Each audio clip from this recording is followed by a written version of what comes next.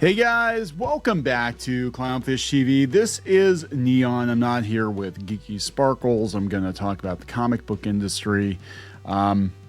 It's pretty sad right now. I mean, that's pretty much, people wonder why we don't talk about the comic book industry very much now, even though we worked in the comic book industry for a good number of years. We know a lot of people who still work in the comic book industry. About half of them won't talk to us anymore.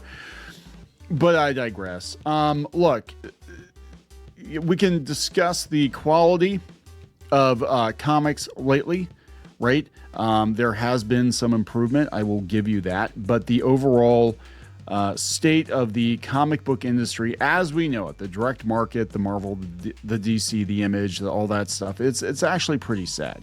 And Diamond collapsing has hastened the inevitable. And again, we're looking at IDW, but there are other publishers as well that can't pay their bills. But IDW is not doing good, and they're blaming Diamond. And apparently, they're gonna pivot to cruise ships. What? They're gonna do hockey jerseys and cruises and sneakers and stuff to try to survive. God, this is depressing. All right, so we'll talk about IDW. We're gonna talk about how it looks like more publishers are pivoting back to digital. I remember when digital was kind of a thing that we didn't do because it didn't pay as much. And now, Marvel is working with Webtoon. And let's see, we have IDW working with Neon Ichiban. And I think DC is working with, is it Global Graphics or Graphics Global or one of those platforms? I mean, it's like it's 2012 all over again. And I think what's going on is they're kind of desperate. They're kind of trying to read the tea leaves because they know the direct market is about done. And I think at some point in time, either Disney or Warner will say, you know what, it's not worth us having an in-house publisher anymore. Let's outsource the comic books, or let's just do trades. We're not going to do monthly books. The monthly stuff, maybe it'll be on a platform like Webtoon. I don't know. And then we've got the other angle, which is the politics of the comic book industry. We saw it happen with Gretchen, was it Felkner? I don't know. I call her Gretchen Wieners from Mean Girls. I don't remember her name. The one who was writing Red Hood and then got canceled for tweeting things, look like they're celebrating the death of Charlie Kirk. And they got canceled for that. And then there was a lot of backlash about that. And we have more and more creators in the mainstream comic book industry looking at, AI and flipping out about that and protesting that. And I think eventually a good portion of the people working in the industry will suffer death by activism. Does that make sense? Like, I'm not talking about physically dying. I don't want anybody to actually die. I'm not talking about that. I'm talking about career death because of activism, whether they protest company decisions or, get canceled for saying stupid stuff on social media, or, the worst case scenario now they're looking at is Antifa. I'm going to be honest. There are a lot of, I would assume, card-carrying members of Antifa if it were actually an organization, but Trump just signed some papers singling out Portland in particular and saying that they're going to, basically go after domestic terrorists. And if that is the case, I mean, that could affect the I'm being honest here. That could affect the comic book industry, especially in Portland. Portland is ground zero for a lot of, comic book publishers and, enclaves of creatives. I have no idea what's going to happen. It's just it's sad. We had, speaking of, I think he's in Portland. We had Greg Rucka, who I think he's with Periscope. Was it Periscope? But he talked about how he almost killed himself working for DC Comics. I mean, it's just there's just a lot of sadness and poverty. And that's why I don't talk about the comic book industry very much. Because I do know some of these people, and I don't want to, some of them are complete shitheads, and whatever happens to you. But there are some good people that work in comics. I enjoyed my time working in comics. I just don't think I would ever want to go back to it full time. Not this comic book market, but making our own stuff. Kind of sidestepping the politics that are, no pun intended, or at work in the comic book industry and be able to make things on her own term. I'm okay with that. But getting back into that industry, that ecosystem, nah. I mean, again, the Gretchen person, the writer, talking about how they were losing their DC Comics income, and it was like $1,400 a month. I'm like, you can make more than that working at McDonald's, and you're writing a Batman book. It's like, what is going on here? But anyway, let's talk about this. Before we get into it any further, please subscribe for more pop culture news, views, and rants, guys. Go out to news.clownfishtv.com and subscribe there. You will get notified when we drop new videos. This is the obligatory, let's check in on the comic book industry. Oh no, it's gotten worse. Let's sink back into the bushes like Homer Simpson video. Sales declined at IDW due to Diamond and disappointing titles, but profits grew. Okay. IDW reported a significant sales decline. This is coming from ICV2, which it attributed to the impact of Diamond Comics bankruptcy and titles that didn't perform as expected. But it had increased profits. Well, they got rid of a bunch of people, didn't they? Is Heather Antos still in charge over there? I have no idea who's in charge over there. Are they still doing the really shitty Star Trek comics and Sonic? I think that's like all they got going for them. Turtles. The sales decline was around 8% to $6.7 million in the 2025 quarter, compared to $7.3 million in the same quarter in 2024. Comic sales were down $1.1 million due to underperformance of licensed comic titles relative to expectations and the impact of the Diamond bankruptcy.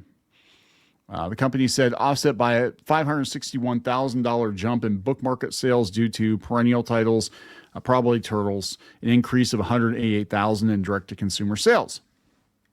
Profits more than doubled, though, to wait a second. This is your okay. Wait, profits more than doubled to $281,000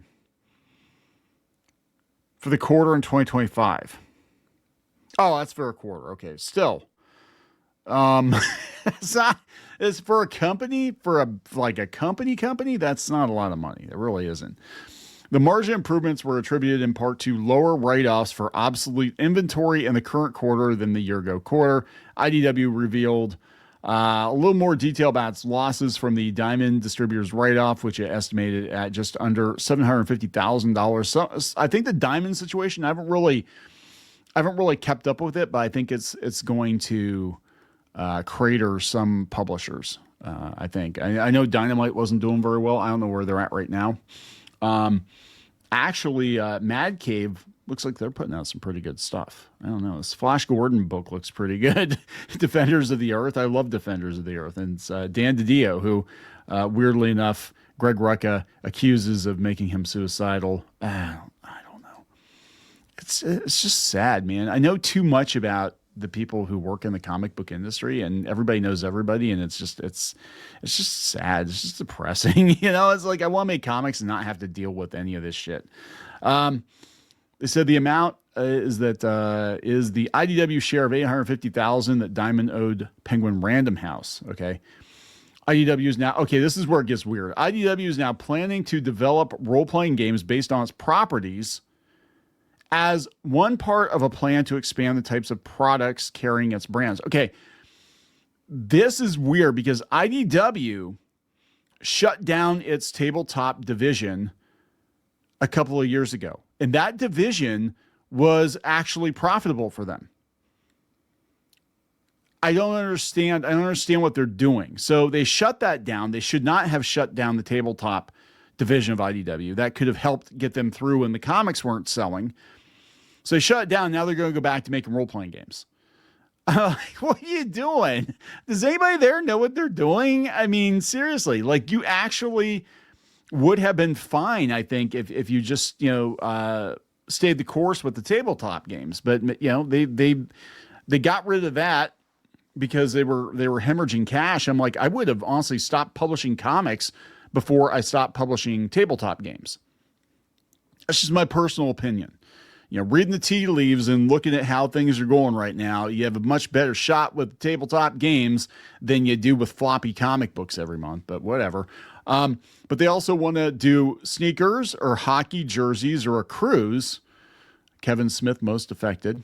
Anything's on the table. a cruise, an IDW cruise. That's freaking weird. That's just weird. But they're also going in on digital. And apparently everybody's jumping to digital. We were going to do a video and that wasn't really worth doing, talking about Webtoon and Marvel and Disney and all that stuff. And it feels like they're desperately trying to find a new audience because the audience they thought would buy comics did not buy comics. And now they're trying to win back the middle-aged men, and a lot of middle-aged men noped out 5, 6, 8 years ago, and they never came back. So they're trying very hard. You can see it like, oh, hey guys, another Batman #1. You like Batman? Well, here's another Batman #1. Here's some more Deadpool. What do you guys want? You want some 90s X-Men? Yeah, we'll do that too. And I don't think it's working very well. I don't. So now they're like, okay, fine. Webtoon's hot. That's what all the kids are doing is they're on the Webtoons. Now they're trying to bring the comics to Webtoon. Actually, those books, as far as I can tell, sell really well. One of the first collaborations they did, it was the Batman Family Webtoon. And those books sold like crazy at the local Walmart and Target. I don't know, sales numbers off the top of my head for that, but just overall. But I think those kinds of books have more of a perennial, staying power than your monthly, book for middle-aged men. And I think that's basically what we're seeing now is that the direct market is the collector market. It's to appeal to middle-aged men. I don't think we're going to see a huge explosion of new readers in the comic book industry there. And I always use the analogy. There was a George Carlin special. It stuck with me all these years later. It was on, I think it was on HBO. When as a kid, he talked about life rafts on airplanes, and he said, oh great, I forget exactly what he said, but he said, I'm clinging to a pillow full of beer farts as my life preserver. Right? It's the cushion, seat cushion, and that's kind of what it feels like. It feels like the comic book industry right now. The direct market, I'm not talking about manga. I'm not talking about Webtoon. I'm not talking about, stuff going on indie. I'm talking about the direct market, floppy books mostly, the collector market, the variant cover game. It feels like a pillow full of beer farts right now. It just feels like, there's so many shops, and including some of the shops I go to that don't even carry new issues anymore. We had the opportunity. We actually own a shop. And not a comic shop per se, but, I guess a pop culture tchotchke shop. And we don't carry new comics. I don't carry many comics really at all. We carry graphic novels, manga. But, it's a very niche hobby now. It doesn't resonate with mainstream. If kids are going to read comic books, they're going to read manga, they're going to read Webtoon. That's just it. And then, of course, we have the AI thing. Everybody's freaking out about AI. I guarantee you Marvel and DC are going to be looking into that. And a lot of these people that shoot their mouths off, like Gretchen, are going to be replaced with a robot pretty soon. And I think Disney and Warner Brothers especially are going to look at it and be like, yeah, we can just replace you. And that's the truth, right? Comics it's sad. That's why I don't cover it. I don't cover it very much. It's not even about the hits. It's just like, I feel bad. I feel like anytime I cover the mainstream comic book industry, like I'm punching down, because it's a really sad situation. And that doesn't mean that there's not good stuff out there. And I want to be clear. There is some good stuff coming out there. I think it's too little too late though. I think they drove most of the audience away years ago. And now we're just kind of, again, just dealing with the aftermath of the typhoon that blew through the comic book industry. And I don't think it's ever going to recover fully. They sold 500,000 issues of Batman #1. That's awesome until you think about it and you're like, yeah, they used to cancel books that sold like 450,000 copies back in the day. It isn't relevant like it used to be. The characters are. People like the idea of comics. They just don't like to buy them. And they're not going to go out of their way to buy them. That's just my personal opinion. This comes from a guy who grew up reading comics, wanted to make comics his whole life, wound up working in comics for a while, and I had to get out of it because I was broke, and I didn't like being broke. And comics will make you broke and depressed and angsty and prone to activism because I think you're dealing with a lot of other issues in life that you're angsty about, and just it's an industry full of people that are very angsty and unsure about the future. And my advice to you, if you can, is make comics, but make them on your own terms. Don't even, at this point in time, especially if you're a young creator, I would not even waste your time trying to break in. Not with any of these companies, because I don't know how many of them are going to be around. I'm just being honest here. I used to do work for IDW, and even back then they had a hard, it'd take them 6 months to pay me, and that was like, last thing I did for them was like 10, 12 years ago. I don't know, guys. I'm going to wrap it up. Please subscribe. We'll talk later. For more pop culture news, views, and rants, go to news.clownfishtv.com. That's news.clownfishtv.com.